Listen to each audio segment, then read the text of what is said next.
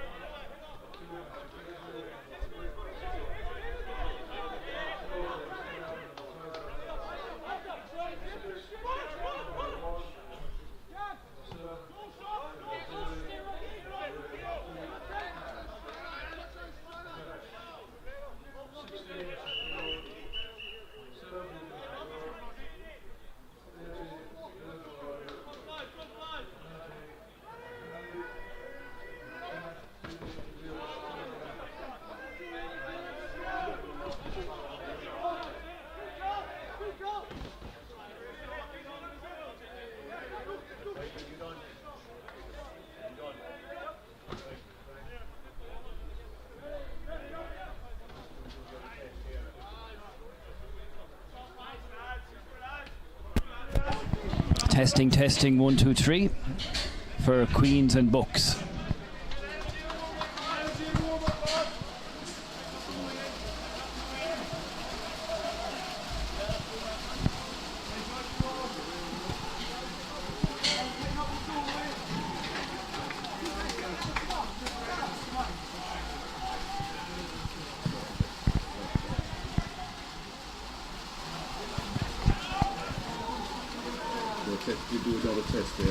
Just testing here before the live stream.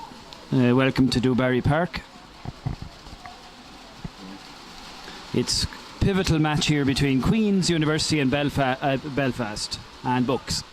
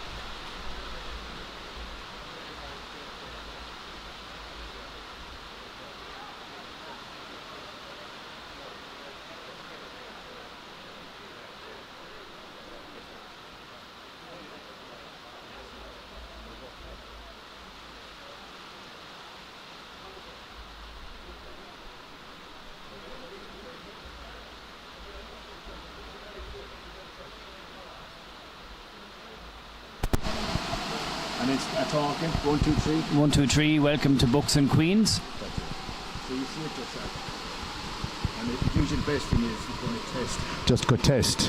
1, 2, 3.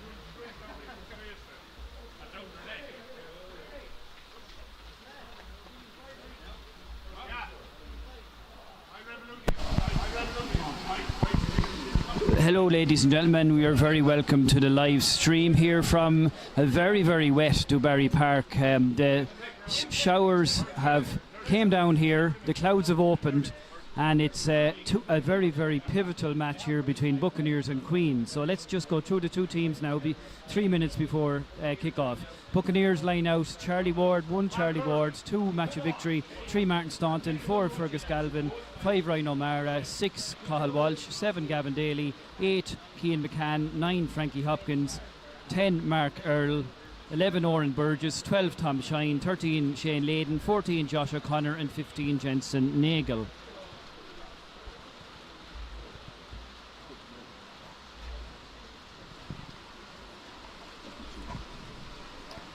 The subs are Oisin Dolan, Matthew Burke, Dylan Bulger, Michael Hanley, Leo McFarlane and Conor O'Shaughnessy.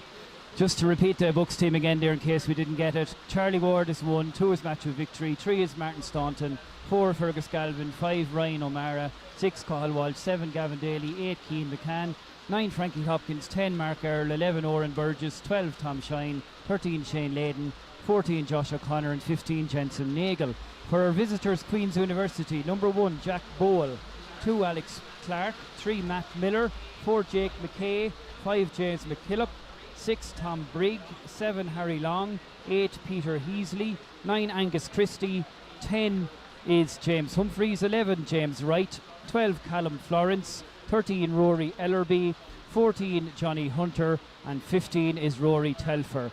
Our viewers here today in the live stream need no reminding how important a match this is. Buccaneers in 10th place on 17 points, only separated in goal difference by Queens on 17 points. Both sides lost heavily last week. Queens lost very heavily to UCC, and the Bucks went down very heavily, 42-17 to Old Wesley.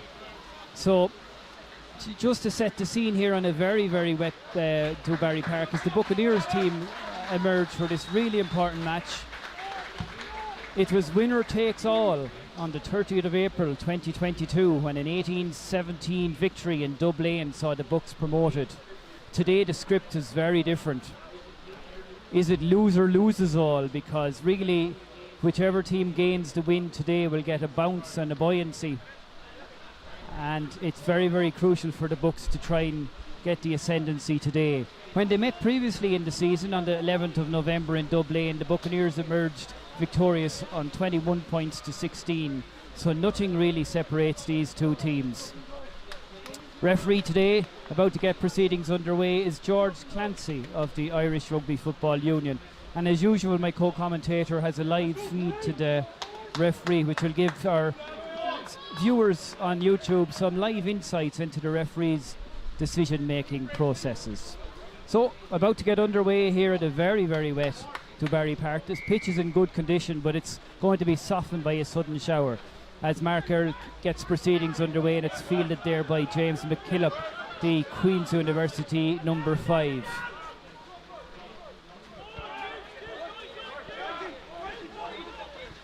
Buccaneers getting stuck in here in the early exchanges, but Queens managed to retain possession in just outside their own 22. Scrum half Angus Christie there just at the base of the ruck. Will he try a box kick? Yes, he tries a little box kick up in the air, but it doesn't gain much ground, and the ball falls back on the side of the Buccaneers, and Buccaneers have possession inside the Queens 22. It's Cathal Walsh in there to Tom Shine, who's playing at centre today. Referee ruling there that no advantage accruing to the Buccaneers, so it's a Buccaneers penalty. So an early chance here perhaps for a kick at goal, yes. Wisely electing to get on the scoreboard early. So a box kick there by Angus Christie didn't gain any ground, and an infringement committed there by the Queen's University men. So it's an early chance after about just over a minute for Buccaneers to take the lead through Mark Earl.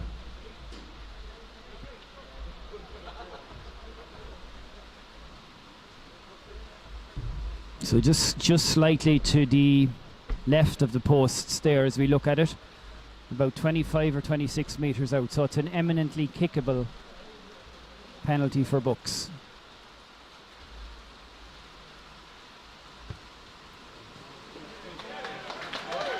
And Mark Earl, it's in. Mark Earl got the necessary purchase on it there. The right footed kick curled inside the post, and an early lead for Buccaneers, 3-0.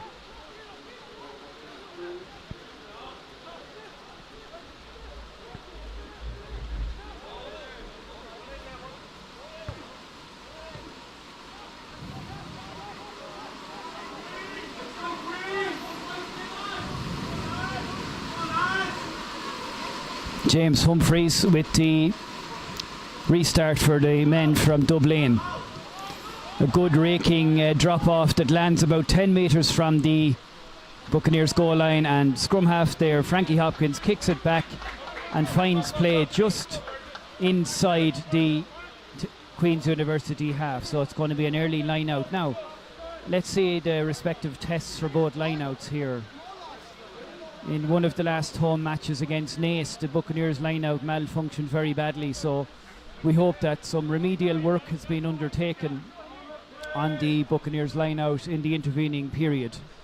So it's Alex Clark, the hooker for Queens, to throw into the line-out.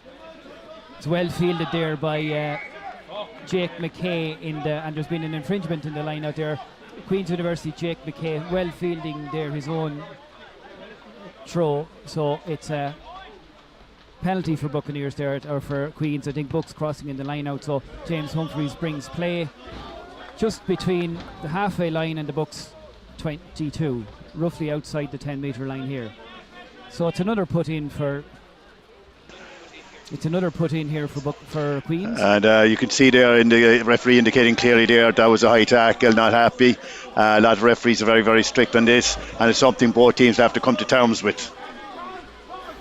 Thanks, Tom. And as usual, we have the referee's insights, courtesy of our co-commentators, live feed to the referee's mic. So another good field there by James McKay. That's two line outs clean, but they're ball knocked forward there by the Queens man. So Queens have won 2 out of 2 line outs, but they infringed there by knocking the ball forward. So it's referee is given the penalty there, and Mark Earl should be able to bring play deep inside the Queens 22. And referee there indicating there that the Queens player brought down Buccaneers number 8. Number 8. Thank you, Tom. So it's a Buccaneers penalty there, advantage, so they have the line out, and it's Matthew a victory. Matthew was pressed into service as an auxiliary number 8 last week, as Buccaneers were -7 personnel for the defeat against All Wesley. Martin Song pops the ball back, and Frankie Hopkins just about manages to keep control of it. It's given there to Gavin Daly. Gavin makes ground just inside the Queen's 10-metre line. Frankie gives it there inside, and it's inside there to Cathal Walsh. Cathal goes to ground and sets it back up for Frankie Hopkins.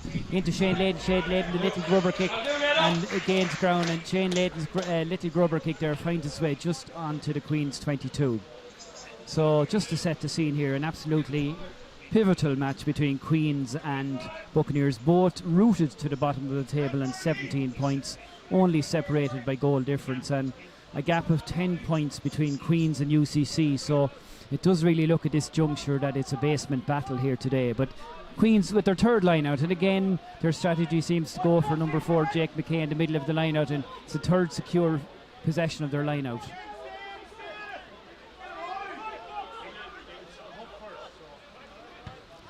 Another box kick this time, but it's holding in the wind there, and it's gone out in the full. So the play is brought back from where the kick was initially taken, and it's a Bucks line out. So the 2 box kicks there by number 9 Angus Christie, not really helping the Queens cause. The ball hanging in the wind there, and it's a Bucks put in. Matthew victory. Keane McCann there, third from the back of the line out. Keane is still, and just on cue, Keane fields the line out there. It's given there to Gavin Daly. Gavin Daly, and a high tackle on Gavin Daly there as he breaks off the line out. So this should be another penalty for Bucks, and really it's a day for just taking our penalties and kicking our goals as the chances arise. So a high tackle there on number 7 Gavin Daly, and it's a second penalty for Mark Earl, broadly in the exact same position as his first successful penalty. Yeah, second kick at goal there for 3 points.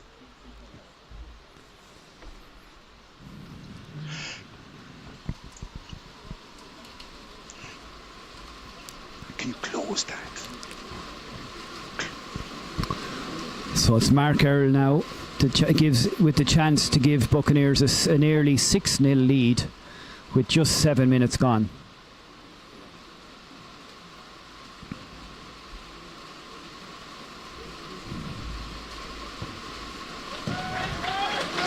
And straight and through by Mark Earl, and that's 6 points to 0 for Buccaneers.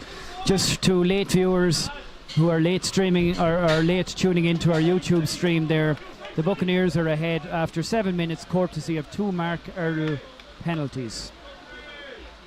The game being played in torrential downpour here in Dubarry Park, Buccaneers, but the rain only came about 10 minutes before throw-in.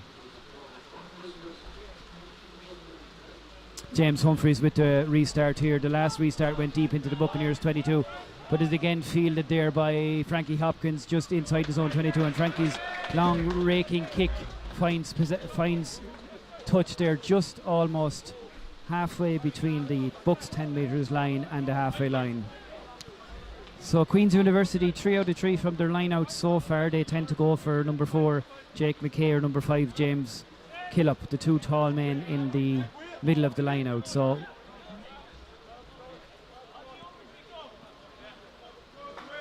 A dry ball is paramount today, so courtesy of the ball boy there, a towel is on hand just to dry the ball.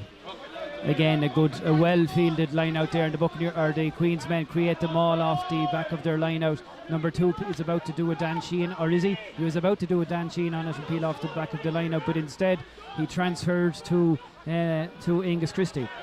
And now the number 2 there is back in action again, Alex Clark. Alex tries forward and gains ground up to the Buccaneers 22. The ball is put through the hands there for number 13, who is Rory Ellerby.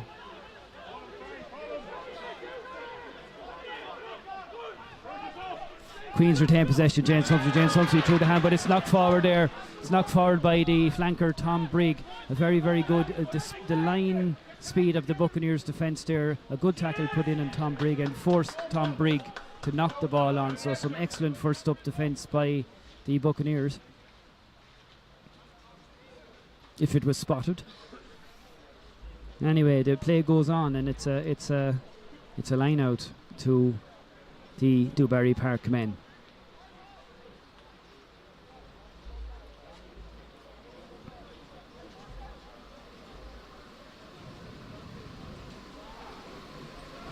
So a match of victory.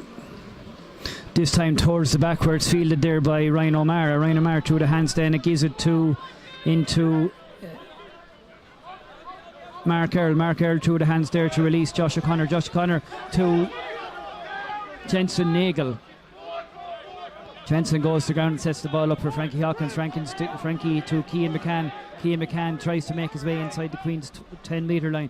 Back to Frankie Hawkins. Frank comes to Mark Earl and a skip pass there. Lovely skip pass, and Oren Burgess on the inside there. Lovely shimmy by Oren Burgess and a lovely pass by Oren Burgess. Oh!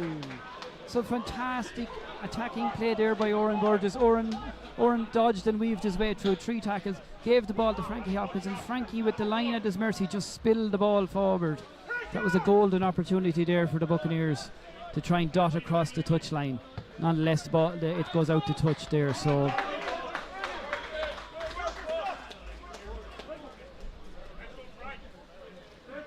you can see it there. Excellent run by Oren Burgess. Dodged past 3 tackles, coming in on the wraparound pass, gave it to Frankie Hopkins, but Frankie Hopkins, the ball spilled out of his grasp there with the try line at his mercy. But that was some lovely attacking play by the Dewberry Park men. Nonetheless, play resumes now just outside the Queen's 22 with a line out for Bucks. Fergus Galvin takes the ball in the middle of the line out and sets up the maul. The Buccaneers maul inching its way forward there, and Queen's doing their best to try and repel the maul.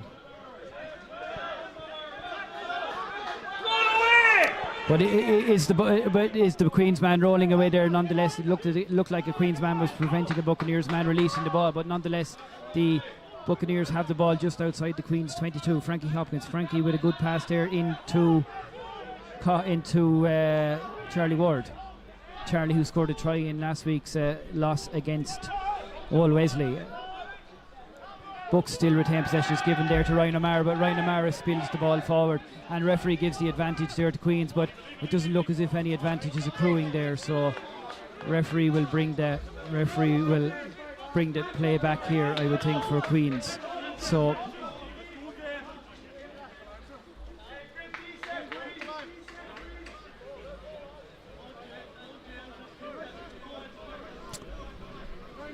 obviously the ball was deemed not to be knocked forward there. This commentator from his vantage point thought that the Bucks player had knocked the ball forward, but nonetheless it's a line out for Bucks, and it's Fergus Galvin slaps the ball back to Frankie Hopkins. Frankie Hopkins is grabbed by the jersey and brought to ground there by the Matt Miller, the Queen's prop, but Bucks managed to retain possession just inside the 10-metre line then. And Cian McCann is Cian McCann there, who is normally very dynamic off the base of the scrum, is met by a crash tackle there by the Queen's centre.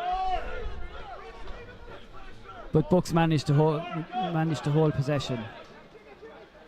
And Mark Earl, a deep kick there, and his kick is surely going to bring play. No. So Mark Earl's kick there. Mark Earl's kick is out in the full, so the referee brings the play back to adjacent to the original kick. The idea was good there by Mark Earl. He spotted a gap there between the Queen's centre and the right wing, but unfortunately it went out. In all fairness, there was very little in it. Bit of bad luck. Very little in it, yeah, absolutely.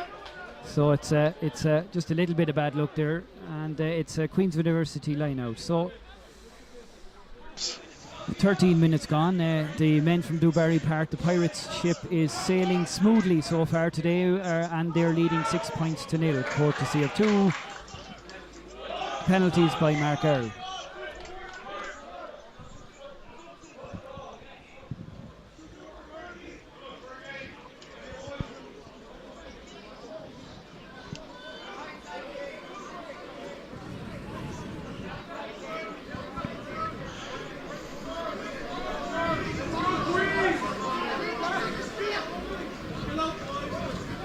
Charlie Ward just consulting there with Matthew Victory before the throw, the line-out throw. It could this is heading for Cian McCann. Yes, it's a very good catch again by Cian McCann. Cian is becoming pivotal, not just in taking the ball off the base of rucks and mauls, but also in line-out strategy for Buccaneers. So the Buccaneers line-out, which malfunctioned badly against Naas, is doing quite well so far today. Oren Burgess has the ball again. Oren makes his way just inside the Queen's half. Give it to Frankie Hopkins. Frankie back there. Martin Staunton shimmies to go, but then pops the pass inside again, and it's held on. It's a nudge. The Queens have won the ball back there. Good, very, very good counter-rucking by Queens, and it's brought forward there by their number 6, Tom Brigg. So Martin Staunton went into contact there, lost the ball, and James Humphrey spots a gap in behind Oren Burgess, and James Humphreys executes a very, very good kick there, spotting Oren Burgess slightly out of position. James Humphreys. And that is a 50-22, so that gives Queens a line out. So I wouldn't say, oh sorry, not 50-22, ref just said it was carried back into their own half. So carried back into their own half, so okay. But nonetheless, Tom, the 50-22 does reward good attacking play. So it's but James Humphreys, we've seen, Tom, over the last few years that James Humphreys is well able to direct a game with the power of his kicking, whether they're little grubbers or diagonal crossfield kicks. So it's something that the Buccaneers will have to be mindful. Most certainly, because it's those little dinks into open space there where a player like that will find. That keeps you honest, and Bucks have to be on their toes, especially for the full-backs. The highlight today so far from an attacking sense for Buccaneers fans was Oren Burgess's excellent run, where he dodged past 2 or 3 tackles, offloaded to Frankie Hopkins, and Frankie was just unlucky to spill the ball with the try line at his mercy. But nonetheless, for any late viewers to our YouTube stream, it's good news so far for Buccaneers fans as they lead after approximately 16 minutes of play by 6 points to nil, courtesy of 2 Mark Earl penalties. So it's the pitch beginning to cut up a little bit there, because we had a very, very downpour of rain before throw-in, and the rain has persisted as the match has gone on. So the referee just having a chat with the Buccaneers pack there, just something that not to the referee's liking, but nonetheless it's this is the referee there, and he's telling there that Bucks have to be careful about peeling around the back there after the line out, so just be cautious about that. Now, even though the Buccaneers lost that line out there, they managed to retrieve possession, so it's a penalty. Referee is given a penalty, so surely an opportunity for Mark Earl to relieve the pressure on the Buccaneers back line. So referee there saying that the tackler must bend in the knees, they have to get down. I think our ref here is an international referee there. He's done a few international games, and he's very well versed, but you must be seen to dip, you have to get low. Thanks, Tom. Again, some good insights for our viewers there into the referee's thinking on decisions that is not always apparent from the commentary box, but it's a great little analytical tool that our viewers could benefit from. Now, Matthew Victory with the throw-in just on the Queen's 10-metre line, and this time it's to the back, and it's Cathal Walsh had the ball in his grasp but spilled it, and Queens managed to take possession of the Buccaneers line out, and they moved the ball through the hands there to their centre, who is Rory Ellerby. Rory is grounded there just on the half line, but nonetheless is taken on the crash ball by James McKillop. James Humphreys.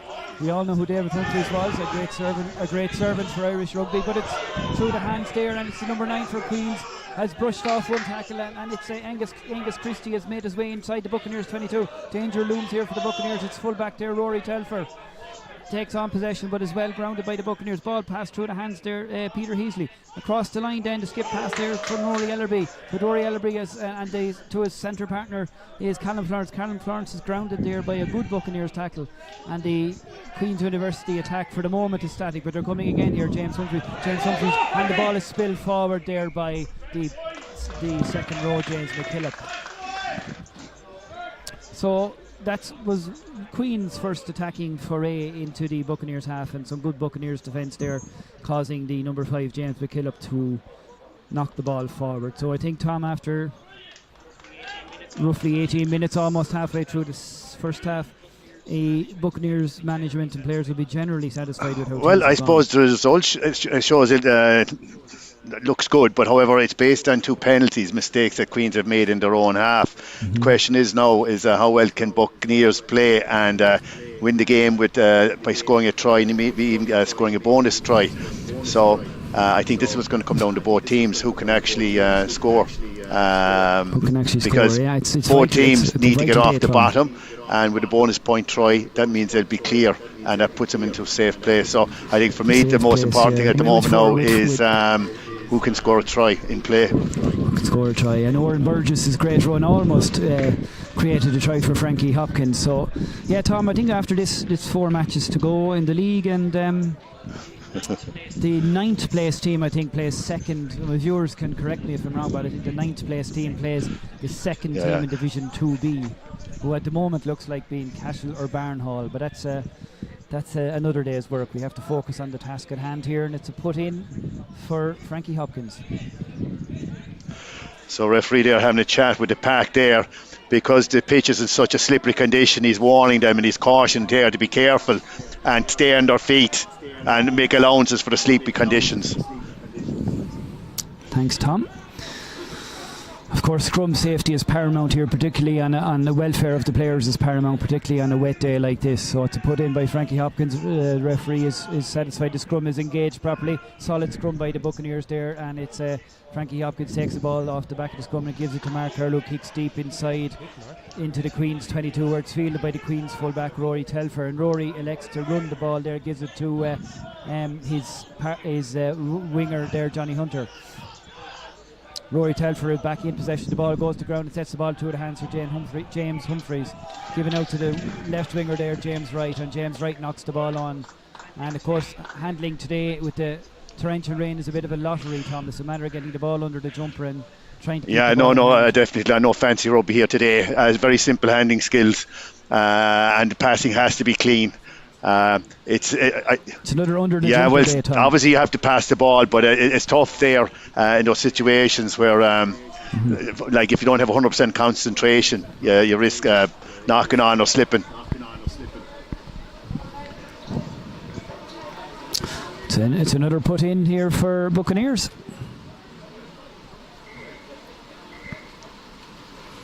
Referee just wants the crouch bind set to be properly formed before he allows the scrum to fully partake.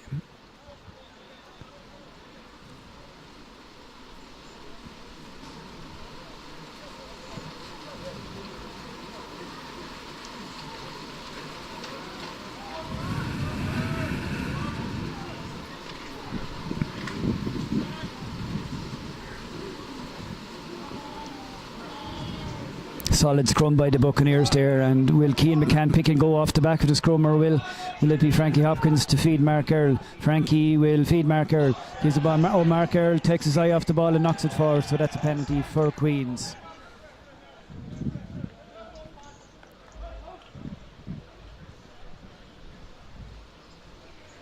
The underfoot conditions making both your standing foot and your handling a bit of a and as the referee just observed, we've had 20 minutes of a game without a scrum, and now we've had 3 scrums in a row.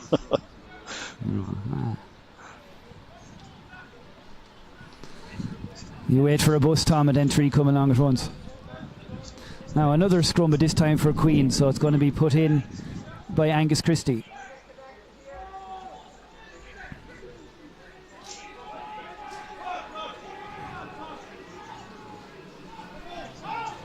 Solid scrum there, and it's taken by the number 8 off the back line of Peter Heasley. Peter fields it there, and it's given to number 12. Callum Florence tries to make ground and gains ground up to the Buccaneers halfway line there, and it's given to James McKillop, the big lock forward. James crashes his way over Ryan O'Mara and gives it then to and it's number 13 is got a break there. Number 13 who's Ellaby gives the ball, and an excellent tackle by Owen Burgess on the flying winger Johnny Hunter.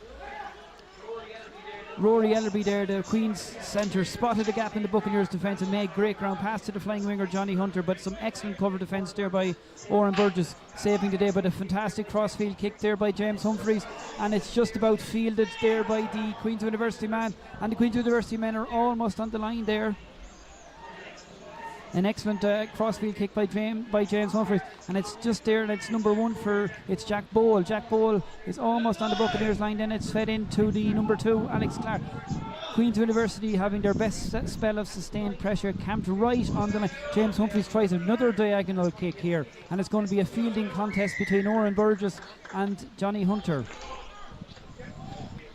Referee awarding, I think, a penalty here. Offside.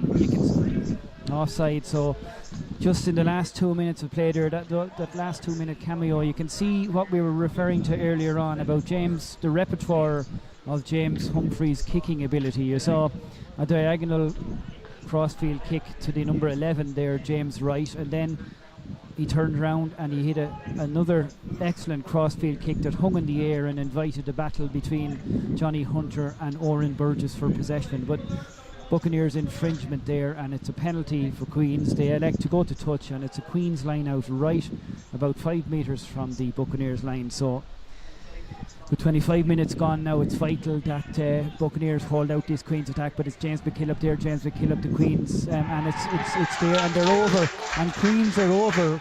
It's a try for Queens there. I'm just going to spot who it is there.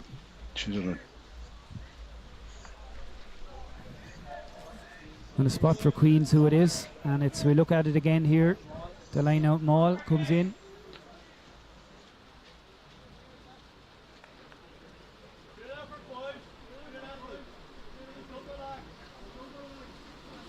we're not quite sure at the moment who it was, but we're just going to check for our viewers there, and we think it's the number 3 actually. Is it the number 3? No, it's not actually. It's number 7. Looks like number 7 to us, who emerged off at the base of that maul there. So we'll clarify for our Queen's viewers there that number 7 is Harry Long. We think got that try there, that the line out maul, the maul from the line out, and Queen's careered over the Buccaneers line, and it's James Humphreys now to attempt a conversion, and the conversion is good. The conversion by James Humphreys of Harry Long's try. So suddenly, after 26 minutes, the context and texture of the game has changed.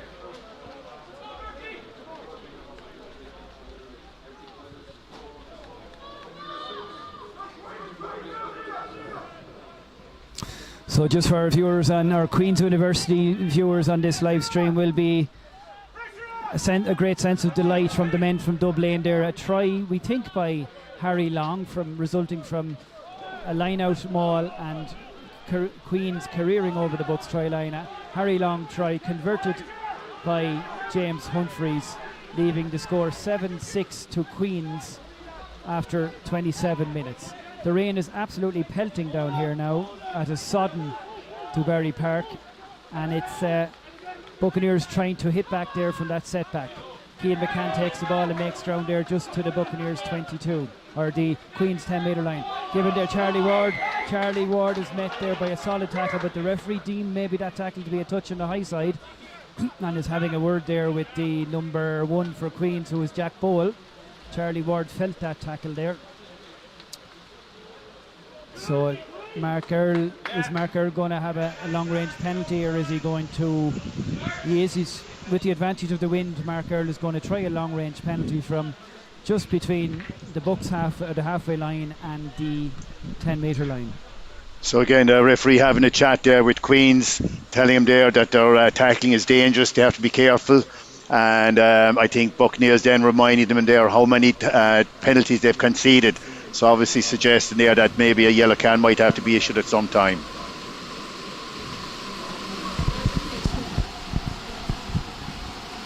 So this is an early chance now for Buccaneers to hit back and retake the lead.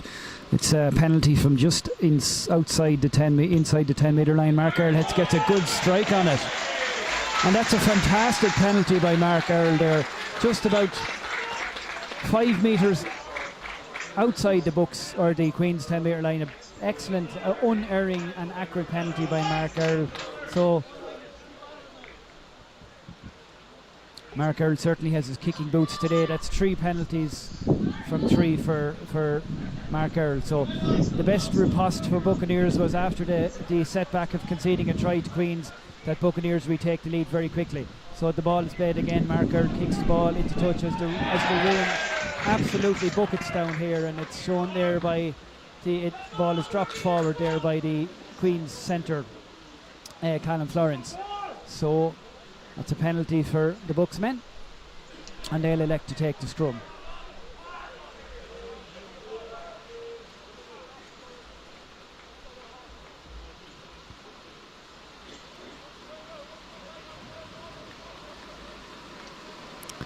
Just a quick summary so far. 2 penalties by Mark Earl saw the Buccaneers in a 6-0 lead, but a try for Queens by their number 7 Harry Long, converted by James Humphreys, gave the men from Queens a 7-6 lead. But a third Mark Earl penalty, well kicked from long range, has the Dewberry Pirates leading 9 points to 7. And suddenly it's a lovely ball there, and it's the flying Josh O'Connor, and Josh O'Connor goes in there and it goes to ground, and he makes a brilliant run inside the Queen's 22. Josh gained 20 metres there in that run, sets up play for his teammates. Can they get a try? Ball, Matkovic through the hands. Keane McCann to Tom Shine into Shane Layden. Shane Layden has brought the ground just inside the Queen's 22. Very promising attacking position by the Bucks, but the Queens are the Buccaneers man there, not releasing the ball, either not releasing the ball or coming in the side of a ruck. Tom might be able to fill us in there on the referee's deliberations. Oh, not releasing the ball. Not releasing the ball there. So a promising attacking position by the Buccaneers goes a begging. But that was a beautiful run there by Josh O'Connor. Josh gaining 20 metres there and making his way into the Queen's 22. So Queens relieved the pressure there, and it's a line out there for the Queens men. So the ball boy doing a great job here today. The towel is definitely needed you need a dry ball for a good line out.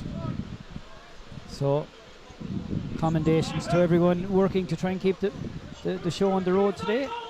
And a good clean line out by the Buccaneers there, and it's number 12 Callum Florence gains possession, and he charges his way up to the halfway line. Floodlights are on here. It's a testimony on how dark it's gone. James Humphreys, this time James tries to Gary Owen, and it's hanging just inside the Bucks 10 metre line, but Owen Burgess jumps to try and gather, but the ball falls nicely for the Buccaneers there. Keane McCann on a careering run down the far side here, and Keane McCann is on the roll. Keane McCann is on the roll. Beautiful offload there to Owen Burgess, and a fantastic try there by the Buccaneers. Owen Burgess there finishing off a superb run by Keane McCann. If you watch this again, Keane McCann burst through about 2 or 3 tackles, fended off some Queen's tacklers, and a beautiful offload there by Keane McCann to Owen Burgess. And Owen had the presence of mind to run in and ground the ball near under the posts to make the conversion easier. So an excellent team try there for the Buccaneers men. Keane McCann the instigator, and Owen Burgess the finisher. And Oren's presence of mind there making the conversion kick for Mark Earl all that bit easier. So Buccaneers have responded fantastically well. And Mark Earl with the aid of the post puts it over. What? Oh my, the commentator's heart was in his mouth there that the ball, Mark Earl's close range conversion needed the aid of a post to go over, but they all count.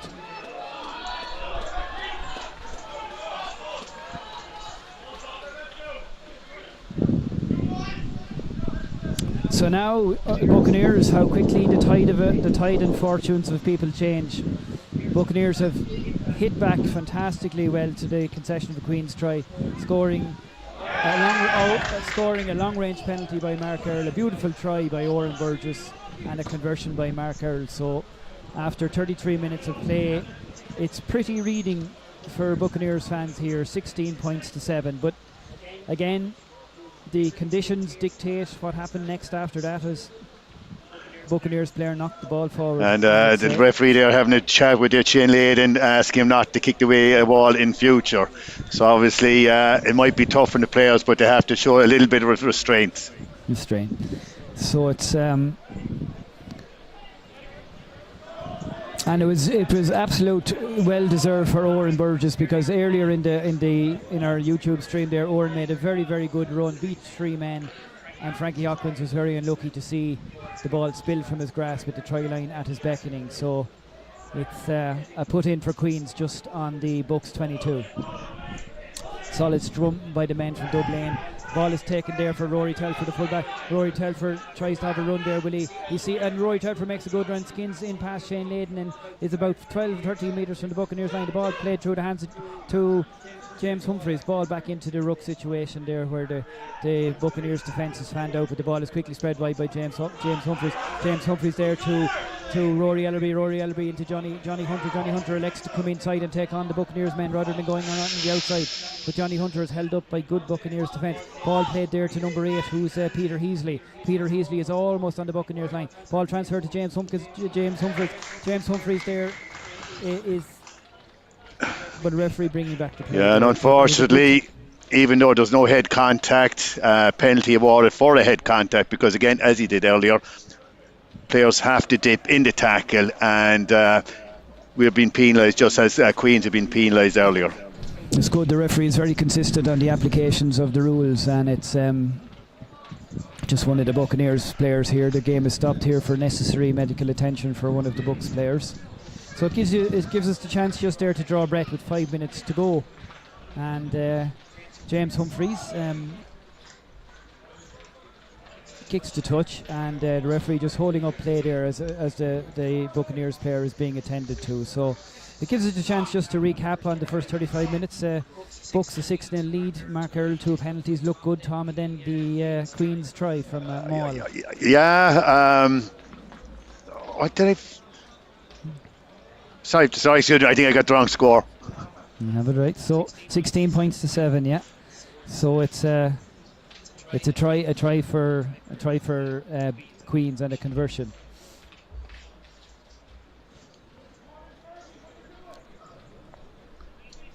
So Buccaneers 16 points with Mark Earl. Mark Earl gets his 3 penalties and a conversion, making 11 points, and a try by Oren Burgess. But as we can see here, Queens are very threatening up near the goal line. So it's a full game now, and it's fielded there and they're going to create another maul. This is what caused the first try against Buccaneers. So again, the Buccaneers maul very effective. They're almost on the line, but this time the Buccaneers repel them all. And it's there, the base scrum worked in there by Angus Christie. Angus Christie gives the ball there, but they try to Queens, but Queens let the ball through the hands out over the sideline, but they knew the penalty was coming there. So number 7 there being accused of collapsing the maul there, Bucks number 7. So this will give Queens a second bite at the cherry. The game is kind of swaying to and fro here, Tom, so James Humphreys probably elect again to kick the touch, and Queens will use their very effective weapon, the line out and the maul from the line out. So can Buccaneers defend with 3 or 4 minutes to go, Tom, maybe plus 1 minute injury or 2 injury time minutes. Yeah, we've only had a few minutes of injury, so it's not a lot. Do not concede here. And again, the same strategy, ball to James McKill up the lock forward, and the maul is in operation, and a very powerful Queens maul. And as the referee deemed, yes, the referee has deemed that the Queen's University have grounded the ball for a try. So a second try there for Queens. And we'll just keep an eye on who scored that now. So try number 2 from the rolling maul from the line out for the Queens men. And we'll just have a look there now. A phalanx of bodies makes it hard to see who scored, but who is emerging with the ball. No, sorry. Not quite sure there who was the try scorer for Queens. We can try again here with her. We'll have another look.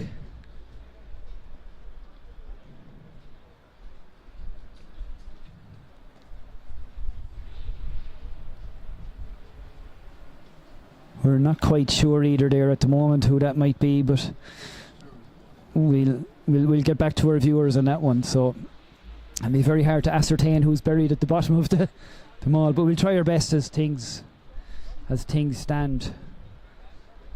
We might find from our Queens, James Humphreys, and that kick has just gone wide. So we'll try find at half time maybe we'll try and find at half time who that try scorer was, or not sure at the moment, but we'll.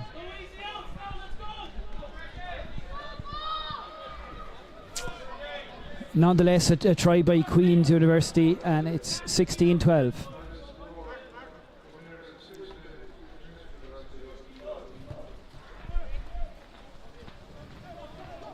So in 1 minute to go before half time, it's this game is toing and froing here. The fortunes are ebbing and flowing. So it's just on the call of half time there. Buccaneers lead 16 points, but Queens have one more chance for an attacking flourish to finish the first half, where fullback Robbie Telfer is grounded but still managed to retain possession and give it to Matt Miller.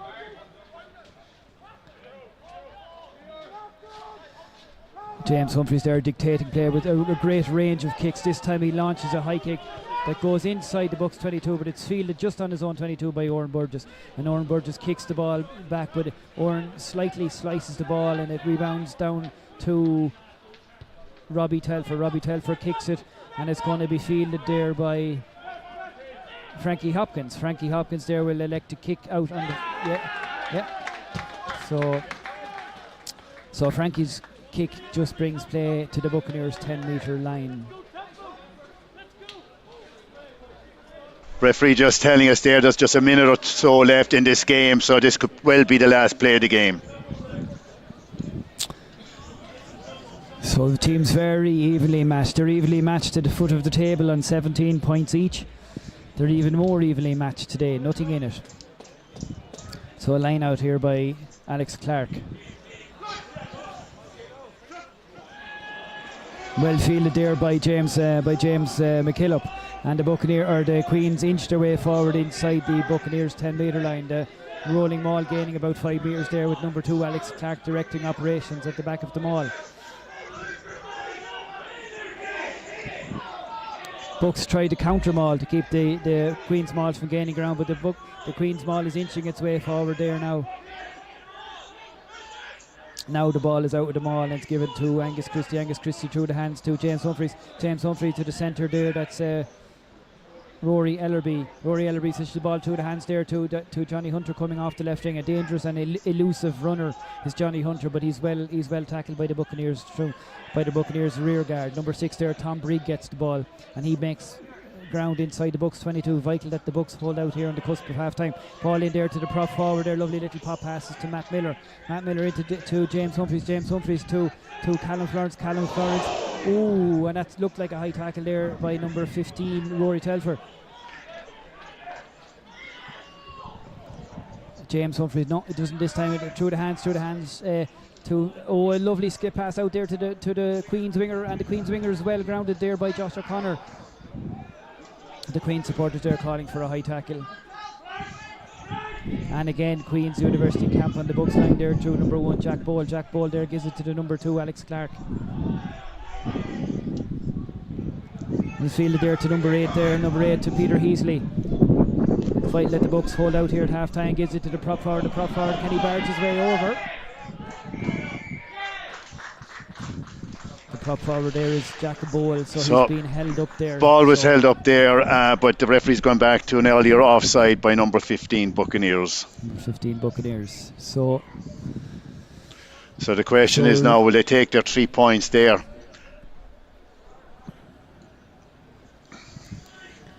Interesting dilemma for James Humphreys. Will he be bold and go for a line out maul and possibly 7 points, or will he take his 3 points and leave just one between the sides at half time?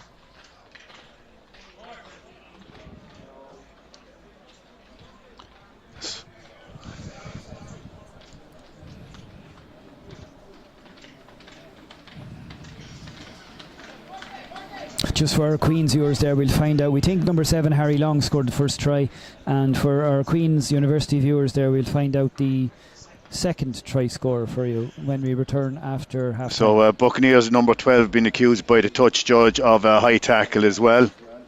So therefore the Queens have a choice of 2 penalties. Thanks, Tom. And I think James is going for the... And they're going for the posts. More conservative option, and but still you understand his reasoning at this time. It's a fairly simple penalty. Will make this 16-15 to Bucks at half time, and well, it should by the law of averages, Tom, but stranger things have happened. We can assume this will be a 1-point game going into the half. We can assume so. So James Humphreys here with a simple tap over penalty to make it 16-15. That's it, and the referee calls a halt to proceedings there. And the half-time score for our viewers there is Queen's University 15, Buccaneers 16. And the Buccaneers scores come from Mark Earl, 3 penalties and a conversion, and Oren Burgess a fantastic try. So just to as well acknowledge the sponsorship of Ganley's here as well. Ganley's sponsoring this match, and a shout out to the Buccaneers under 16 and under 17 lads teams who have won their Connacht leagues and following up their respective doubles last year. So well done to everyone associated with the Buccaneers under 16 and the Buccaneers under 16 team and under 17 team. Thank you. Just want to say as well that today's match day sponsor is Ganley's of Athlone. Again, if anyone's familiar with Athlone there, Ganley's is a go-to place for just about everything that you could need, from a needle to a haystack. They have everything, white goods, furniture, plumbing, hardware, timber, you name it, every requirement for the large and the small. And with that, I'm just going to go to our other match day or our other sponsors. Audi Athlone, Michael Moore Car Sales Limited, Athlone and Port Tarlington are premium car and commercial vehicle dealerships supplying new and used Mercedes-Benz, Audi, Volkswagen and Skoda models across Ireland from their dealerships in Athlone, County Westmeath and Port Tarlington, County Laois. So whether you are looking for a brand new Mercedes-Benz, a high-performance Audi, a nearly new Volkswagen car or van, or an approved used Skoda or any premium new or used car, they are there to help you and get you the car of your dreams. The Bounty Bar. The varied menu based on Irish cuisine is what you're offered at this establishment. The Bounty is famous for its great service and friendly staff who are always ready to help you. The Bounty is also a great place for functions of all sizes. You will love the prices and come back for the service. Well done to Tom, Pascal and their dedicated staff. Carthy Meats. Carthy Meats is a story that began almost 3/4 of a century ago. At the family home in Arcadia, Athlone, Oliver Carthy cooked, dressed, weighed and wrapped his first ham, and the Carthy way was born. Now and as then, it's a way of doing things not only that embraces time-honoured traditions and an unmistakable sense of Irishness, it also puts innovation, imagination and a passion for quality at the heart of everything they do. Collins Boyd. Collins Boyd are chartered civil and structural engineers and registered architects. They pride themselves with the quality of work and are therefore the right choice for your project, no matter what the size. Check out their website to see examples of their projects or learn more about them at collinsboydeng.com. Also, check out some of the services they provide at Collins Boyd Engineering. If you have any questions, don't hesitate to contact them. Based in Roscommon, they operate everywhere in Ireland with the highest quality service you'll find, guaranteed. Dubarry of Ireland. In 1937, in the heart of Ireland's west coast, a cooperative company was established to create employment in a small town called Ballinasloe.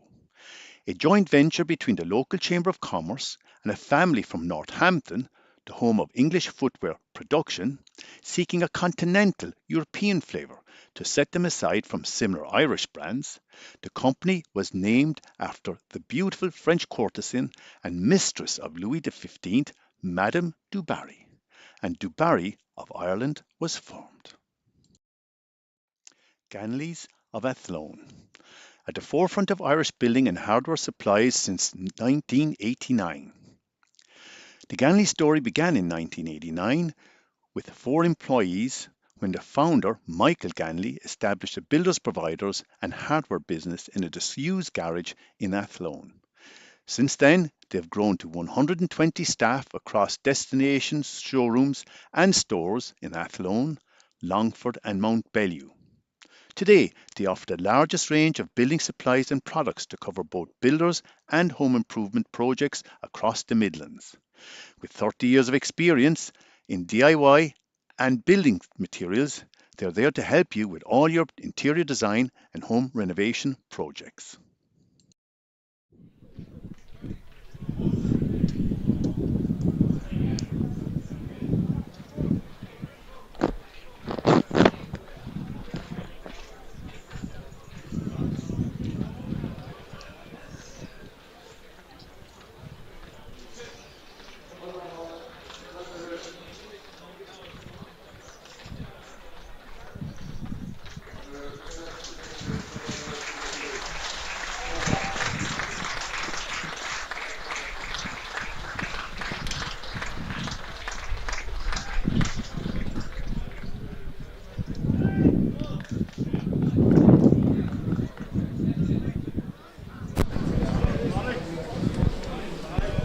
Just well-deserved recognition there for the Buccaneers under 16 and under 17 Connacht League winning teams. So the future is bright there. Hopefully some of these young lads can come through and play for the Buccaneers first in the years to come. So well done everybody associated with the team. It takes a lot of hard work and dedication with training and matches. So shout out and well done to the Bucks under 16 and under 17 title winning teams in the Connacht League.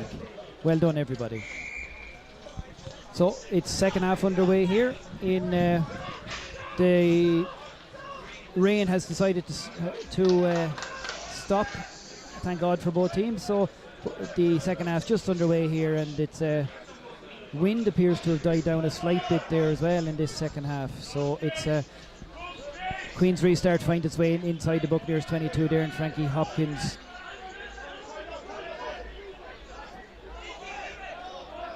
still at the base of the crumb. Frankie launches the there, but it's blocked down. Number 4 there, very alert, Jake McKay, who incidentally there, I just checked with some of our friends from Queens over the halftime break that Jake McKay did score a try for the Queens men. So, but then Jake McKay showing great skills there, blocking Frankie Hopkins' attempted kick. Line out for the Buccaneers inside their 22. One look at the scoreboard there tells us how tight things are. The tightness on the scoreboard symbolises the tightness at the bottom of the table. Match of victory with the throw out there, throw in as well, fielded by Cathal Walsh, but it's referee deemed that the ball was not thrown in straight there, and it's a penalty for Queens and an early advantage. They're going to surely take the kick a goal. No, Queens are going for a scrum, and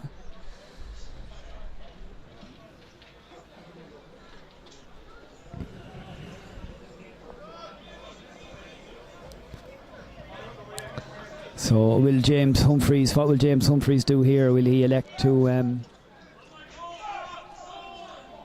set his back line through, or will there be a pick and go from the number 8? That's Peter Heasley. Solid scrum there by Angus Christie. Angus Christie will about to give the ball to James. No, Angus Christie goes himself a skip pass to David Humphreys, or to David Humphreys again, sorry, old habits die hard, to James Humphreys. The ball in there to the number 6, who is Tom Brigg, and early pressure on the Buccaneers line for Queens, given to the number 3 there, Matt Miller, and Queens within metres of the Bucks line. Ball transferred out again to Robbie Telfer into the Robert Ellenby. Again there gives to James McKillop, the big number 5, rampages through the Buccaneers defence, but is held up.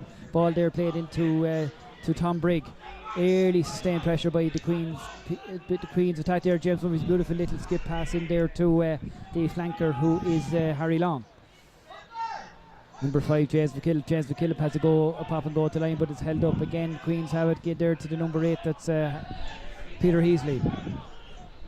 Early sustained pressure by the Queen's University there, an early test of Buccaneers' defensive mettle.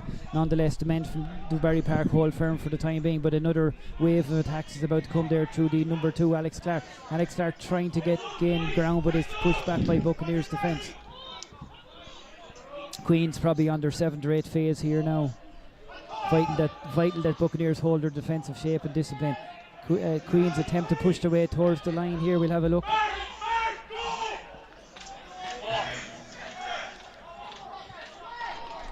And number 7 standing in there as the Harry Long standing in there as the scrum half in the absence of Angus Christie.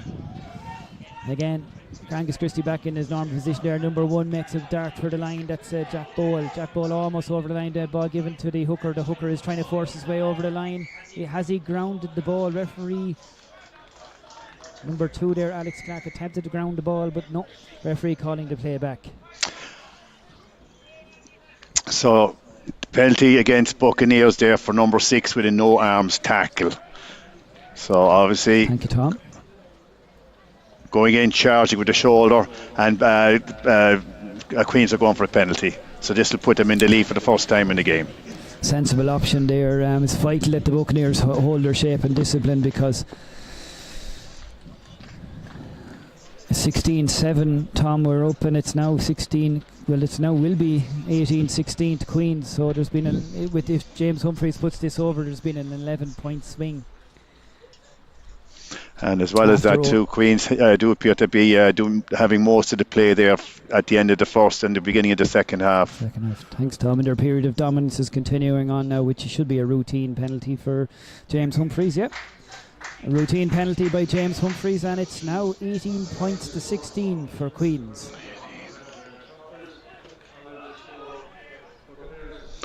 So the question is now, how will Bucks now react to this? There's the first time in the behind. It's a home game, and will they be able to step up? They responded when Queens got their first try, Tom. The Buccaneers responded very, very well with a try by Oren Burgess. So the Midlands men will have to show their mettle again now and try and get back into this game. But it's very, very 5 minutes into the second half is very evenly balanced, and I'm afraid that's out in the full there. So the play is brought back to the halfway line, where it'll be put in. We have a sub coming on here for Queen's University. It's the prop forward, and that's Patrick McAlpine. Referee there offering to have the line out, the scrum, just off the centre of the pitch there. And I think Queen's requesting that they have it in the centre, so referee says to stay out of the muck. So it's number 5 there, James McKillop, who is coming off there, and number 18, Patrick McAlpine, is on for Queens. And as a result of the Buccaneers restart that went out in the full there, it's a put in right on the halfway line for Queens. But a good shove by Buccaneers there gives them hope that they can. No, and the ball squirts back. Very, very, very, very poor possession. But the Queens managed to hold on to the ball despite their scrum being almost wheeled. Still they have the ball there. James Humphreys through to Robbie Telfer into, but it's intercepted. Shane Layton did well there to gather Rory Ellerby's pass. Buccaneers hit back again.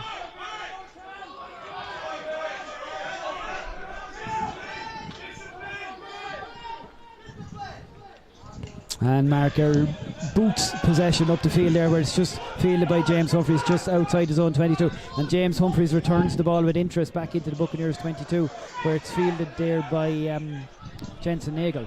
Jensen Nagel takes off there, makes a flying run, and Jensen, a superb run by Jensen. Jensen has made his way up to the half line. Can he pass the ball out there to Cathal Walsh? Superb run there by Jensen Nagel, gaining 30 to 35 metres and bringing play suddenly back into Queen's half. Jensen, with his elusive running there, opened up the Queen's defence. Frankie Hopkins there gives the ball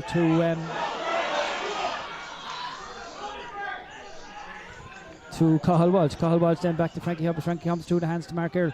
Mark Earl there again into Shane Layden. Buccaneers beginning to make ground inside, but it looks they still have they managed to retrieve possession into Cian McCann. Cian McCann goes to ground, gets past one tackle but goes to ground. The Queens are very alert to the danger that Cian McCann poses.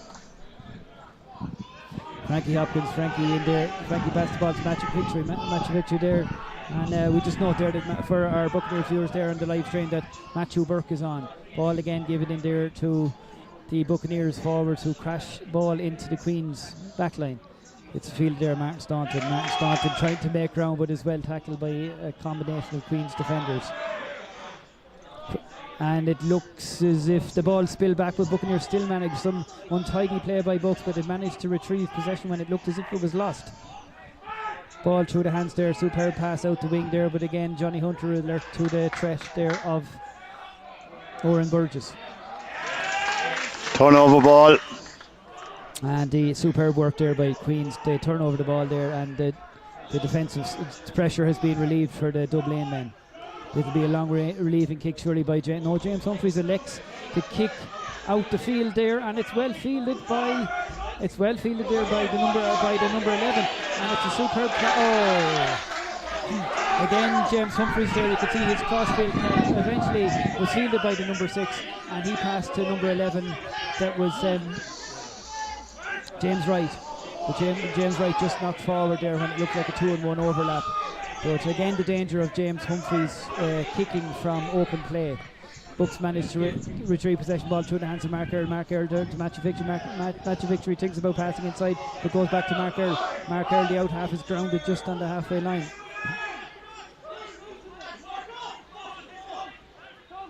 Cathal Walsh there gives it to Matthew Victory into Fergus Galvin through the hands of Cian McCann into Matthew Burke, who's come on as a sub there, we think, for Charlie Ward.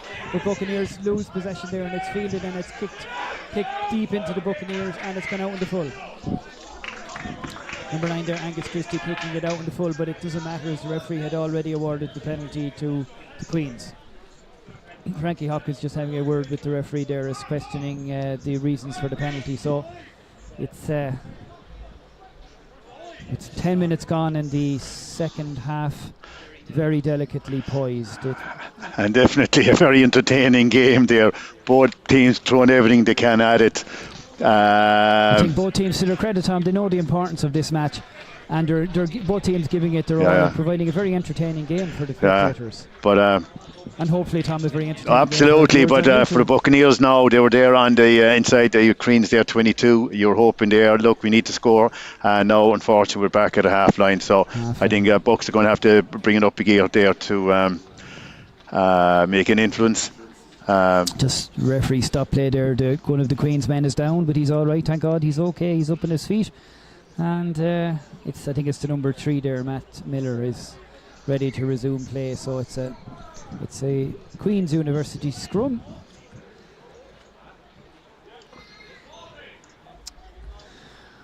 Buccaneers, things look promising for the Bucks when they led 16-7, but a try by University just on the call. Yeah, but you could say as well that was a kind of a breakaway try there with Oren.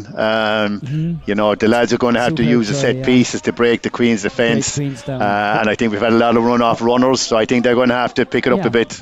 All to play, Tom. All to play with a good half hour still left. So it's Angus Christie with the put in for Queens.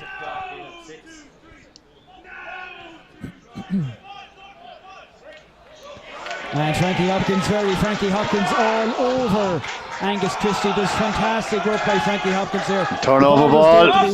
He put his opposite number, Angus Christie, under all sorts of pressure there.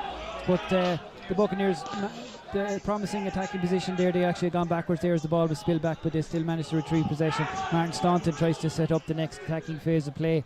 It's given there, and Mark Earl kicked deep in there into the space, but Robbie Telfer is alert to it and kicks ahead down the field, and Robbie Telfer will chase his own kick, which lands inside the Buccaneers 22. So it's Jensen doing what a fullback there should do, and it looked like a high tackle there as well on Jensen. Nagel has shown a willingness there to run in broken play there out of his full back line, so well done Jensen there. He made a 35-metre run in the last phase of play he was involved in. So Jensen showing good attacking eagerness, and at a high tackle there, the penalty is to the Buccaneers.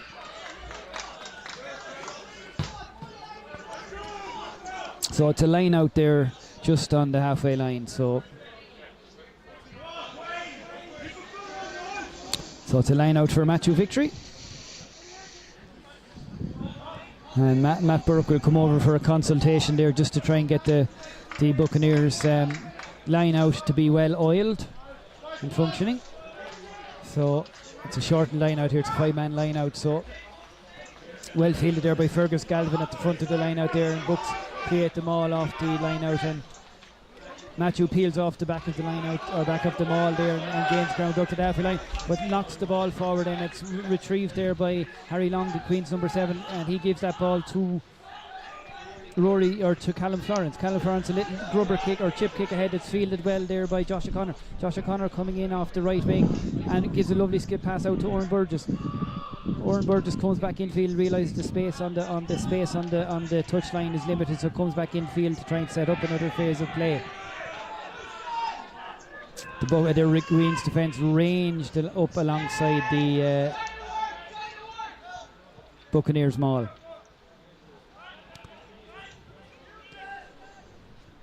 The referee calls to use it there, and Frankie does, and Frankie lobs the ball out to Oren Burgess.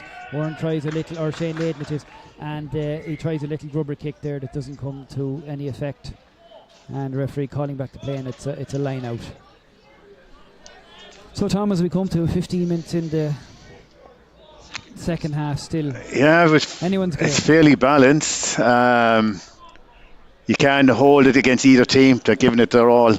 And the stakes are high, Tom, because the stakes are high for both the winner and the loser. So it's a line out for Queens, and it's well fielded there by Tom Brigg. Tom Brigg sets the ball back to Rory Ellerby. Rory has shown a great willingness to take on contact there, and it's a quick tap and go there by Queens number 9, Angus Christie. And Angus Christie there to the number 2, Alex Clark. Alex Clark brings play just halfway between the Bucks 10-metre line under 22. Queens looking to go now to try and extend their 18-16 lead. Ball looks to have been spilled forward, but the referee deems it's okay, and Queens continue possession. It's in the hands of Jack Bowl. Into James Humphreys to Rory Telfer. Number 13 there, Ellerby standing in as an auxiliary scrum half in the absence of Angus Christie, but Queens retain possession and just inched away to the Buccaneers 22. James Humphreys switches the direction of play there to Ellerby again. Ellerby to Robbie Telfer. Robbie Telfer looks to try and gain ground there, and is taken to ground just outside the Buccaneers 22. Angus Christie, quick pass to James Humphreys. James Humphreys into Callum Florence. Callum Florence there, number 13 there, he's waving. He looks to be back on his feet there, but he's waving away medical attention at the moment, but it's given to number 3, Matt Miller. Matt Miller brings play inside the Bucks 22. Into James Humphreys through the hands too, and it's a lovely ball there to Johnny Hunter. Johnny Hunter suddenly appearing on the left wing. He's careered over from the right wing and is now on the left wing. Some good positional play by Johnny Hunter there, given to to Patrick McAlpine, the Queen's University substitute. Queens again on the Bucks line. Given there to James Humphreys and a diagonal kick, and it's surely going to be well fielded, and it's a try. It's a try for Queens. You could see that coming there. We referred to earlier about the danger of James Humphreys' repertoire of crossfield kicking, and there it was, James Humphreys' crossfield kicking at its finest. He spotted there a 1-on-1 match, and it was given over there.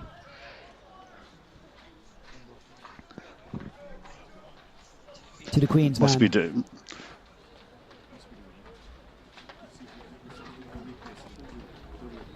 So we'll again check there.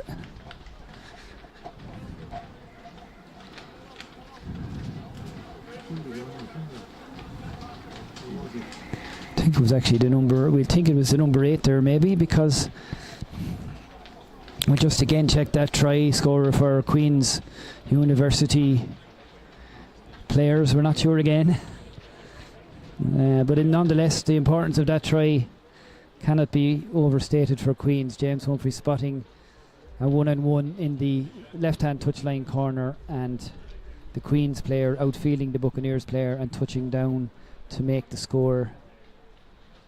Well, with James Humphrey's conversion to come, the score could move out to 25-16.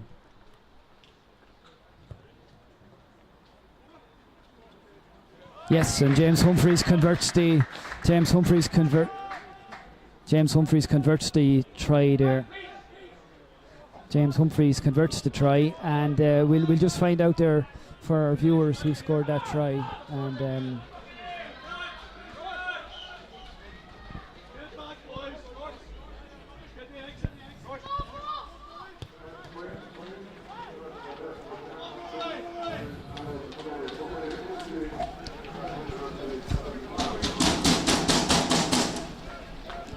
so you can see there for Queens, suddenly daylight has emerged between Queens and Bucks. It's the score at one stage was 16 points to 7 for Buccaneers, but 18 unanswered points courtesy of 2 tries for Queens has the men from Dublin in the ascendancy, approaching 60 minutes gone.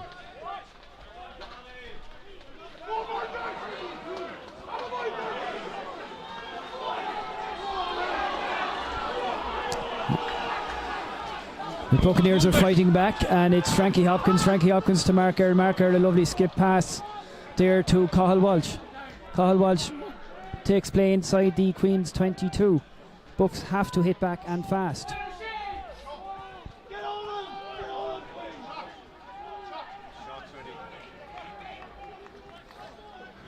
Two players both down, the toll is taking its, the match is taking its toll, and two players down, but cramped simultaneously. The Buccaneers man is still down, but Cian McCann finds a gap and gives the ball to Frankie Hopkins. Can Frankie Hopkins find his way to the try line? But he's converged on by 2 or 3 Queens defenders. But Cian McCann's initial break, they're very promising. Gives the ball to Shane Layden outfield to Jensen Nagel. Jensen Nagel has shown a willingness to run with the ball.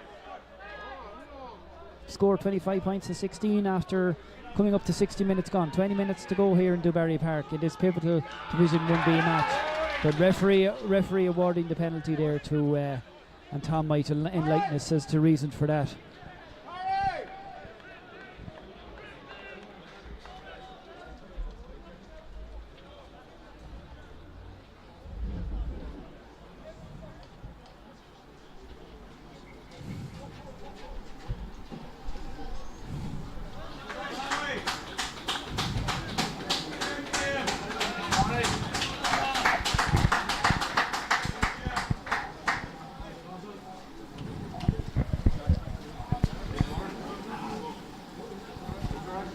So number 7 there is off for Queens. We think that's number 7 Harry Long who scored one of the tries. So just ascertain for Queens viewers who's on.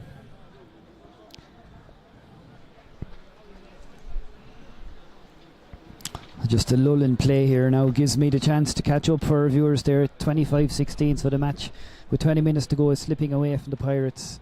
2 tries by Queens either side of half time, changing the context of this match completely. So Bucks need to overturn a 9-point deficit with 21 minutes, approximately 20 minutes to go. It's number 19 is on there for Queens, and that's Josh Stevens.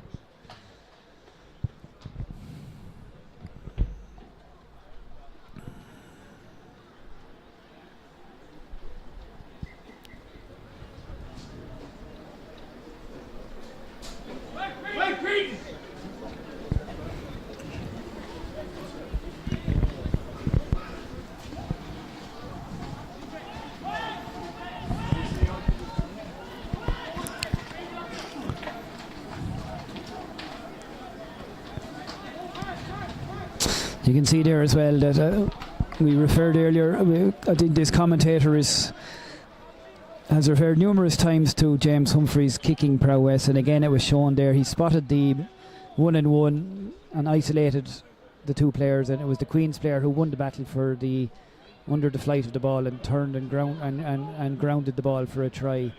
Again, Frankie Hopkins very alert to his number 9 there, and referee giving, and a fantastic there. That's a fantastic penalty won by Buccaneers. Frankie Hopkins there sniping at the base of the scrum, saw that the Queen's University number 9 was receiving bad ball, tackled the Queen's number 9 then, and some excellent counter work by Cian McCann, forcing the penalty there for Buccaneers. So with 16:25 to Buccaneers, do they feel it's sufficient time to retrieve the 9-point deficit? I think Mark Earl here is going to go for a kick at goal to get them back on the scoreboard and get the Buccaneers engine ticking over again. So it's vital that Mark gets this one to make it 25-19.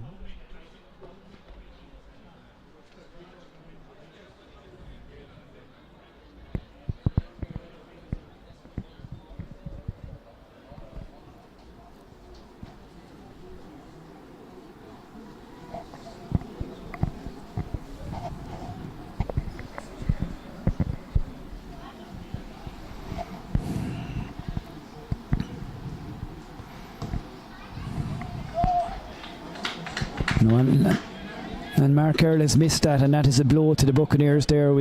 That was a penalty that Buccaneers needed to put over, so the score remains 20-25-16.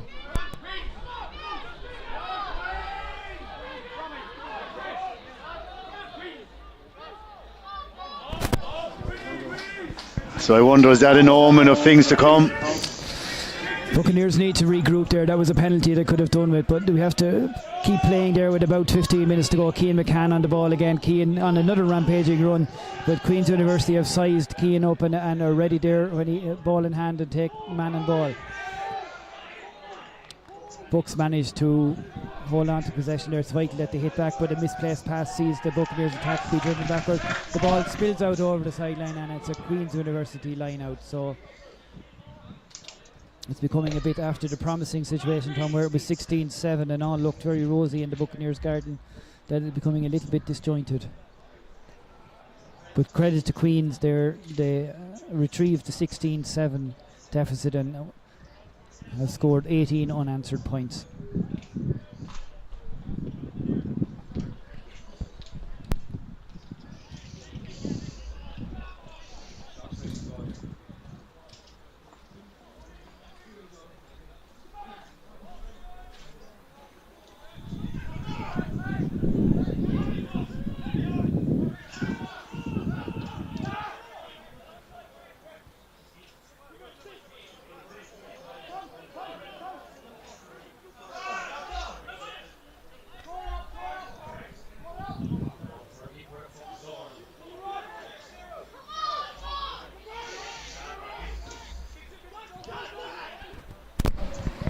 Thank you again. Just to we wanted to ascertain for Queen's viewers who scored the third try, and the third try for Queens was scored by their number 6, Tom Briggs. You can see there, Tom, the Queen's number 6, was actually in a winger's position, but anticipated David Humphrey's crossfield kick and outfielded the Buccaneers player to touchdown. And the clarification there that my Queen's University supporters have been very helpful here, and they assured me that it was Harry Long that scored both Queen's tries, so I stand corrected. Thank you to our Queen's, the loyal Queen's supporters who have made the long journey from Dublin. So their Queen's supporters are sitting pretty at the moment as the men from Belfast lead 25-16. So it's James Humphreys again, this time elects to a little Gary Owen type hit that bounces. It looks like it's going to bounce out on the full, and it does. So the play will be brought back there to the original position. So yeah, thanks for that clarification from the Queen supporters. It's 2 tries for Harry Long and 1 try in the corner from Tom Briggs. 2 Buccaneers. A try by Oren Burgess after good work by Cian McCann, and 3 penalties on the conversion by Mark Earl. So then Charlie Ward is back on for Buccaneers, as is Conor O'Shaughnessy coming into the back line there. And Oren Burgess getting a well-deserved round of applause there. Oren almost created 1 try with a weaving run, and was there to finish off for an excellent try under the posts after Keane McCann's searing run. So it's Martin Staunton and Oren coming off.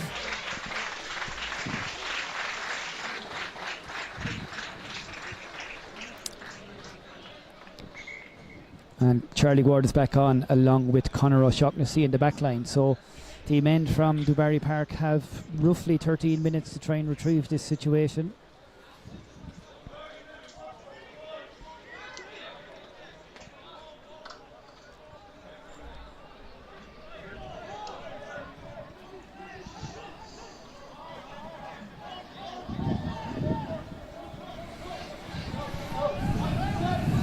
So put in by Frankie Hopkins just inside the Buccaneer or inside the Queen's half. Bucks scrum does go to ground, but referee deems it's okay, and a ball is played out there. Conor O'Shaughnessy getting an early involvement but doesn't get his hands on the ball.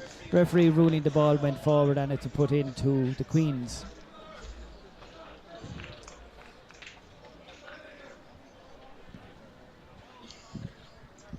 Tom, just to say there, with 4 matches to go, I think the Buccaneers fixture list looks something like Old Belvedere second, St Mary's first, Highfield going well as well. So it's a tough run in. This is the one they really need. Yeah, you're kind of hoping there a little bit of luck will go on our side there. Bounce of the ball. Unfortunately, luck. And obviously, it's not all about luck. It's performance. We had the credit to Queens today, Tom. They came into the Lions Den, and yeah, but I must admit that Queens have played their best game so far. This is by far their best game so far. They've played so well in attack and defence, and it's full credit for them there. They obviously, after 2022 and the loss in November of last year, they owe Buccaneers one, Tom. So they've come out full of spirit and fight today, and having talked about spirit and fight there, Robbie Telfer is grounded by an excellent Buccaneers tackle.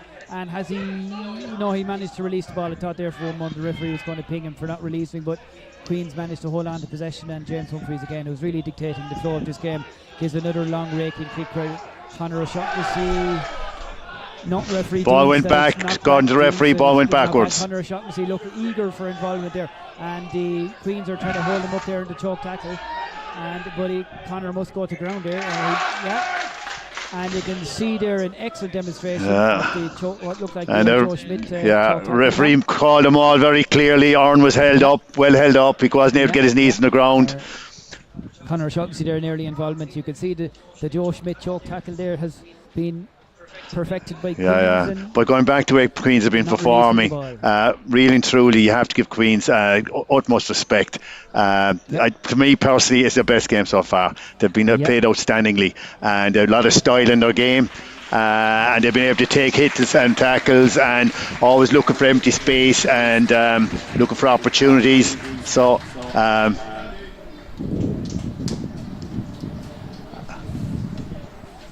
Now, of course, the game isn't over yet, so they're not dead and buried. Tom, we still have 10 minutes and a double substitution there for Buccaneers. We see that Frankie Hopkins and Gavin Daly have gone off for the Buccaneers men. So we just ascertained there. We have Leo McFarlane is on for the Bucks men.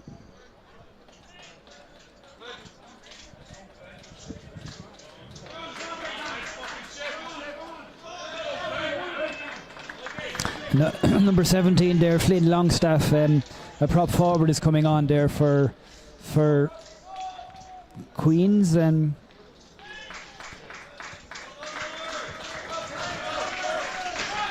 So I think Queens are replacing their hooker. So Matt Miller is going off there, being replaced by Flynn Longstaff, and just on to Gavin Daly and Mark and Frankie Hopkins have gone off to be replaced there by Leo McFarlane, and we'll just check the second substitute there. We would probably think we'll just check it for you. We'll come back to you. Time ebbing away on the Buccaneers, and it's a put in for Angus Christie.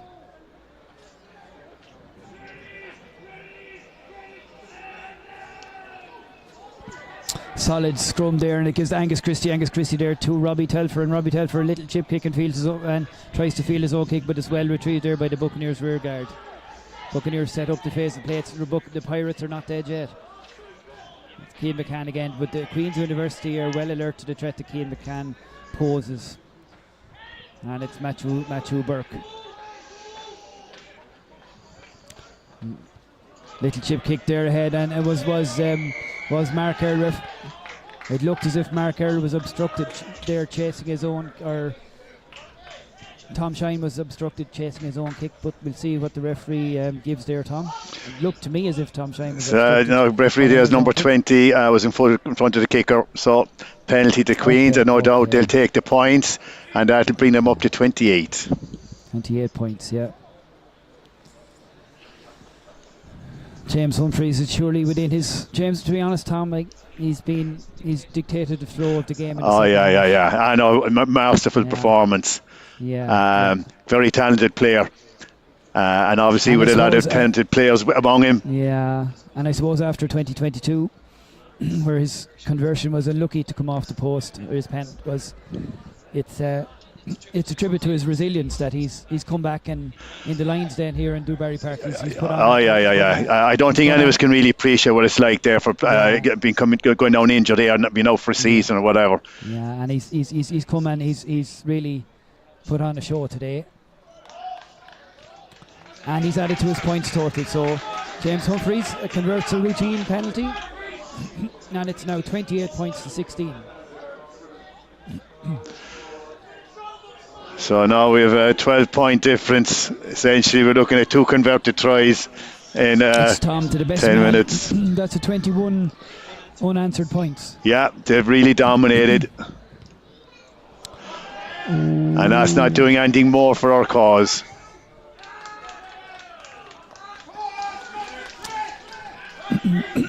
And Michael Hanley, who's just come on there, has the restart, did not go the requisite 10 metres, and it's a scrum on halfway for the Queen's men.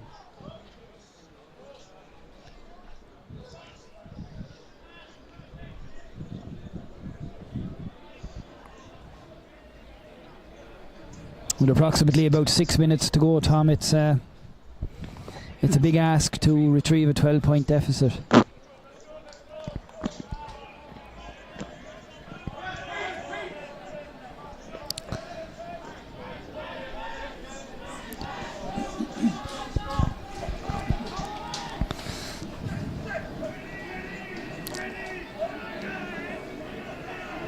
Solid scrum by Queens there. Angus Christie. Angus gives it to James Humphreys. James lets the ball through to Ellerby to James Wright. James Wright there gives the ball to James McKay. James McKay sets the ball on the ground. It's moved back through the hands again for the Queens men. And it's Angus Christie again. Angus to James Humphreys. James Humphreys again elects to go himself and takes on the tackle, but is held by the Buccaneers man. The ball's there to be run, and it's well run there by Matthew Burke. The ball was out and in play, so Matthew was entitled to go for it. Bucks have snaffled possession off James Humphreys, and is there through the hands, and it's Michael Hanley. Michael Hanley gives the ball there to Matthew Victor. Matthew Victor comes back inside, but is driven back by a couple of Queen's tacklers and goes to ground, but nonetheless sets the play up for Charlie Ward. Charlie Ward then get to Leo McFarlane in the ball inside there to Cathal Walsh. In through the hands there to Michael Hanley. Michael Hanley gets the back line going with the ball. The pass spills out, and it spills out, a poor pass there, and it's landed at the feet of the Buccaneers winger and spills out over the touchline. Referee deeming that the line out was taken too quickly there. So just as well, Tom, with Queens putting under pressure, the Buccaneers performance has become a little bit ragged there. With, the conditions are difficult for both times, but things like there are too many mistakes there. Not able to do the restart, and obviously at this stage now Bucks have to push themselves to their maximum, and obviously pushing yourself too far can result in errors.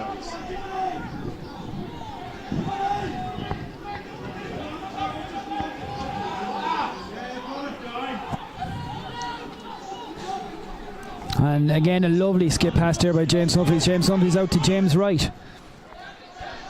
James Wright comes in field and sets the ball up for Angus Christie. But Buccaneers man Cathal Walsh going off his feet there in a ruck situation, and another penalty surely, and a kickable penalty for James Humphreys. But so referee not impressed there with Buccaneers there playing the ball in the ground.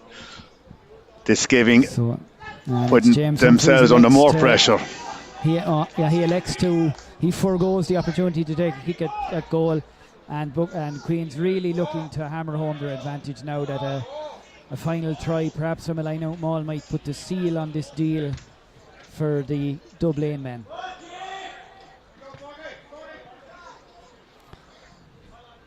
It all looked promising for the Bucks when they led 16-7 just about 10 minutes before half time, but 21 unanswered points by the Dublin men have left them in a resounding position of superiority here with about 2 minutes to go. They have the chance to further increase their lead now with the line out, and the ball is well won there by the number 5, and the line out maul is in operation against a very effective weapon, this line out maul that has seen the Queens men score 2 tries already from this line out maul, and again Queens. So Buccaneers held it up there. So it's a quick restart by Bucks. Some good defence there by Buccaneers. They had been caught twice with the line out maul scoring tries, so they weren't going to go for the third time. And Michael Hanley kicks the ball out, and it lands outside his own 22, and it's fielded by James Humphreys. James Humphreys to Rory Telfer. Rory Telfer, quick skip pass out there to Johnny Hunter. Johnny Hunter comes back inside, goes to ground and sets the ball up again. The Queens really showing some attacking flourishes here in the last few minutes, looking to rub home their advantage. James Humphreys again. James Humphreys to the prop forward. That's Jack Bowl. Jack Bowl gains ground, is about 12 metres from the Bucks line. Ball is there in open play, and Charlie Ward is entitled to go for it, which he does and wins it. Matthew Burke, lovely ball through the hands there for Josh O'Connor. Josh O'Connor always looking for work, but hasn't got many opportunities in this match to show what he's worth. In there to Michael Hanley with a superb tackle there. Absolutely superb tackle by the Queens man on Oisin Dolan, who's just on there, and the ball kicked ahead, but it's into the Buccaneers corners, fielded there by Conor Shaughnessy. Conor Shaughnessy surely tackled late there as the referee picked up on that late tackle. So it's penalty there, a late tackle there on a Buccaneers player. You can see Conor Shaughnessy, a late tackle on Conor Shaughnessy, but you can see what the Queen's intent there. They mean business today. That tackle there on Oisin Dolan, which drove the Buccaneers man back, is a symbol that the Queen's men are really up for this match today.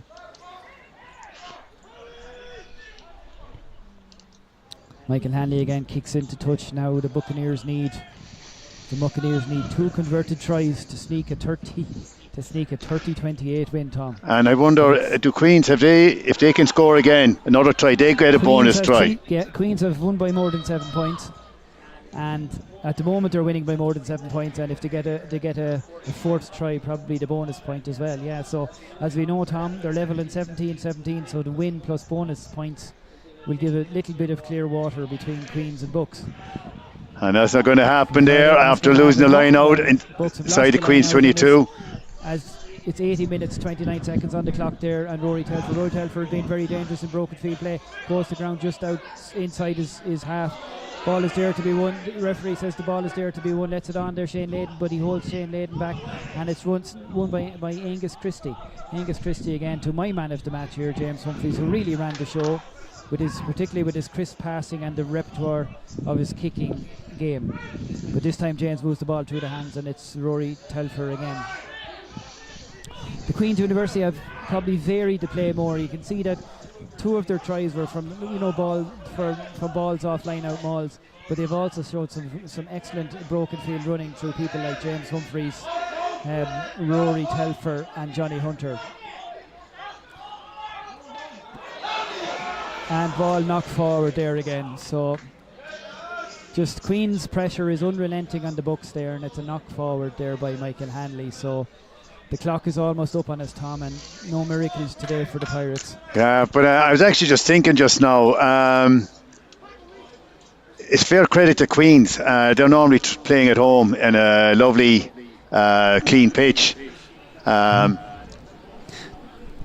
and to be playing here today in fairly sloppy conditions. They were up for it today, but the conditions were the same for both teams, Tom, and I suppose Queens had that bit extra motivation because they lost, 2 years ago they lost the crucial promotion decided last November. I don't think they'd be holding grudges that long, surely, no. Motivation is an excellent tool. Yeah, no, what they say, what goes around comes around, and unfortunately, motivation, and I suppose when they lost in November 23 and they lost in April 22, the only one way to answer that is on the pitch, I guess, and the Queens gave an all-round team performance today, and it looked promising for Bucks at 16-7, but Queens right to the end putting on the show. And just the tempers becoming a bit frayed there, but referee quickly in to sort it out. You can see there, Tom, the Queens intent was unrelenting till even in injury time. They shoved the Buccaneers scrum there and wheeled it round, and referee giving them the penalty. Yeah. When momentum goes your way, it goes your way. And the referee has just said we've got 1 minute left in the game, so this will probably be the kick to touch if it's made. There'll be one line out, one phase of play, and that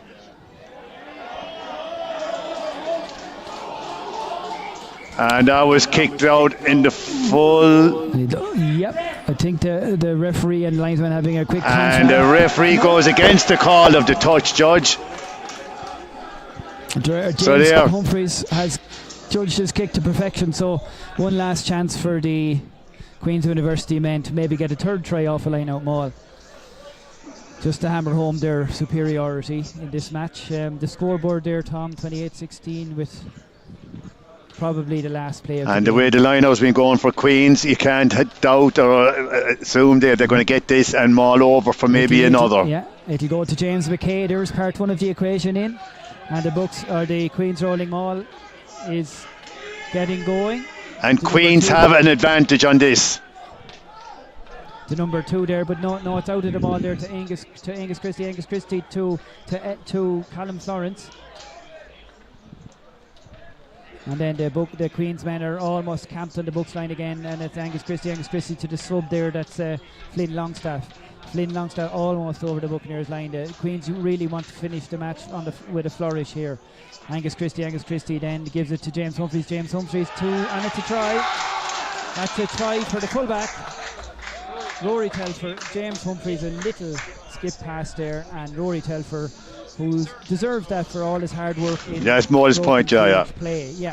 Rory Telfer, who has looked very elusive with his running today, and he gets the try that his attack mindedness deserves. So it's a try for number 15, James Humphreys with the quick pass, Rory Telfer, the number 15 for Queens. And that conversion now from James Humphreys will be the last act of a game where James Humphreys, where if he puts this over, Tom, that's a final score. Oh, that's done and dusted. No doubt Queens will have a happy trip going back to Dublin. Belfast, excuse me. And fair credit again, playing away to pull off a win like this. This will be 28 unanswered points, Tom. So James Humphreys just to complete proceedings here for Queens, and that's 4 tries, Tom. 4 tries, and that's and a final score of 35 for Queens and 16 for Bucks. So that's really impressive double figures there on Buccaneers there. So just to sum up the match, Tom, Queen's University scored 4 tries, 2 by Harry Long, 1 by Tom Briggs, and the final try by Rory Telfer, with James Humphreys doing the needful from penalties and conversions. Buccaneers scoring 16 points, Mark Earl 3 penalties and a conversion, and an excellent try by Oren Burgess. But 28 points unanswered swing around, Tom, you can't quibble with that. I know, but it's not just the score. Obviously it's the score, but the performance, and once they settle into the game, they show a little bit more imagination there. So it's onwards. I'm just looking at the fixture lists for Bucks. It's Old Belvedere, and this has at the bottom of the table. This will shake things up, Tom. I'd say the combination of 4 tries and winning by more than 7 points will give them, on top of the winning score, will give them a couple of bonus points as well. Which Bucks just have to go back now and regroup for Old Belvedere, and it's still heads are down today after the loss, but they have to regroup and refocus very quickly now and get ready for Old Belvedere. Anyway, with that, I'm going to say goodbye to you all. Thanks for tuning in, as I say, here to Dubarry Park. Condolences to the Bucks supporters and congratulations to the Queens. So outstanding. Thank you very much again. We hope that you enjoyed the live stream there on Saturday, February 17th from Dubarry Park. The final score in this pivotal AIL Division 1B basement battle is Queen's University 35 and Buccaneers 16, and thank you. And before I sign off, just want to recognise today's match day sponsors, Ganley's of Athlone. As I've said, if you're from the town, whatever you need, anchor to a needle, you name it, white goods, butt plumbing, stoves, everything is actually a one-stop shop for everything. So again, thanks very much indeed for your sponsorship and your support.